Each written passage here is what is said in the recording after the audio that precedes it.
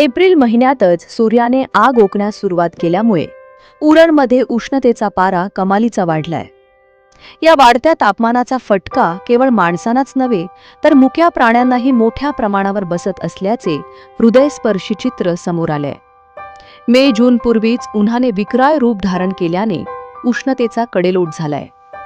माणूस स्वतःचा बचाव एसी, कूलर किंवा थंड पेयांद्वारे करत असला तरी प्राण्यांचे मात्र हाल होत आहेत.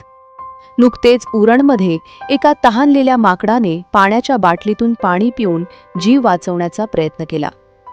हे दृश्य पाहून स्थानिक नागरिकही काही काळ स्तब्ध झाले. या घटनेतून वाढत्या उष्णतेची दाहकता स्पष्ट झालीय. उन्हाची तीव्रता लक्षात घेता नागरिकांनी आपल्या घराबाहेर, बाल्कनीत किंवा गच्चीवर मुक्या प्राण्यांसाठी व पक्ष्यांसाठी पाण्याची सोय करावी असे आवाहन निसर्गप्रेमींकडून करण्यात येत आहे.